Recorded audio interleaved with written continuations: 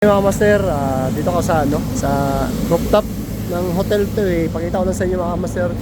And puro media to, mga VRF unit, yung mga V6. Tapos yun doon, mga mini VRF lang yan, yung mga 7 ton. Tapos ito, yan nakita ko sa inyo. Pasyal ko muna kayo mga master ha. Yan. Yan, kita yung mga outdoor unit. Ang daming unit dito sa taas. Share ko lang din muna sa inyo ito mga master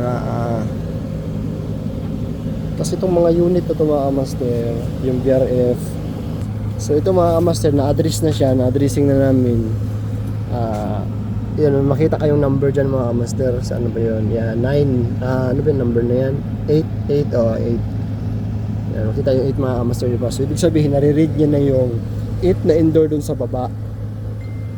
Ngayon mga master, pag itong naka-address niya is nilagay mo sa 7 or 6, tapos yung 8 yung indoor niya, hindi magbibigay ng error to dito mga master. Yan, display niya. So yan, yung unit niya. Yung daming unit. Mas pogi oh. Yan. Tapos yung unit pala to mga master, pagbukas na rin mo ng cover din, meron na rin siya mga error code dito. Yan, makikita niyo yan. Yan.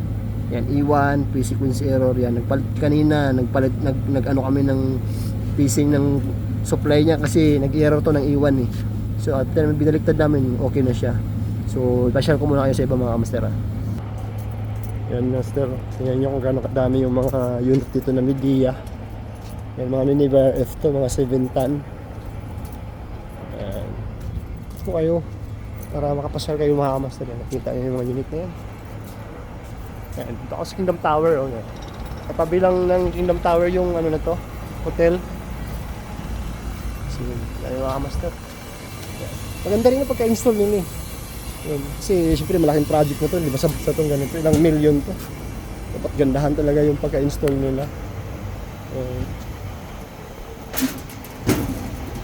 So, pakita ko sa inyo yung mga tubo nila master. Yan.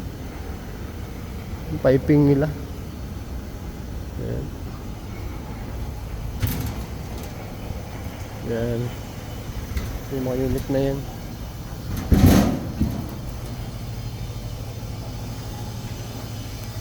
So yun, nakita nyo mga master, grabe ang daming unit dito. Sana magiging okay lang to, hindi kami magkakaproblema kasi dami namin trabaho pagka ganito sa summer. Sana lang walang maging problema to pag summer time. So ito pina-under namin mga master, under. Okay. Ito na. Under na to. Medyo malayo lang. Nakita ko ba?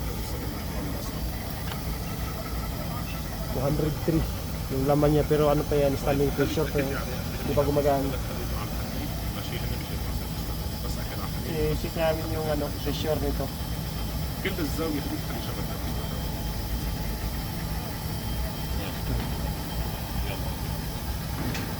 So ito yung loob niya mga master, may reversing valve din siya. Ayan. Hit ano din to. Ayan, ito yung indoor niya, yung loob ng outdoor niya. So mga master, ito din yung filter strainer niya. Ayan. May strainer to sa loob. Ito yung papunta dito sa sa mga loob na. Good line niya yun, dito tayo sa loob.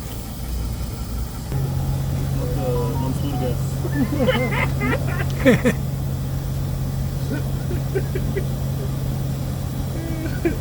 But you know, the other like contractor, what if you repair gas only? Yeah, but don't put gas. Yeah, that's why. For me, I make it all liquid. Yeah, for 1.0 only liquid.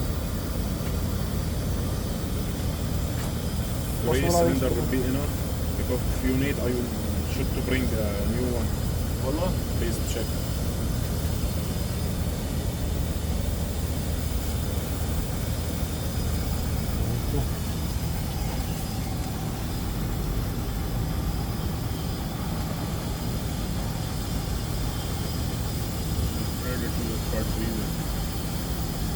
You know, if it goes to 50 or 60, it will start freezing.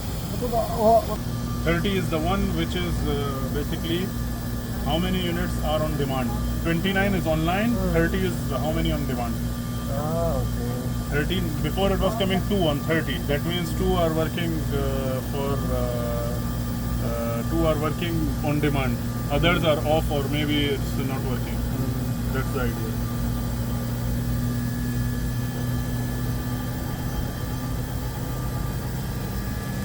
You know the problem in this checking, we have to close this area because you know the air is not passing through the condenser properly because the fan is taking all the air from here.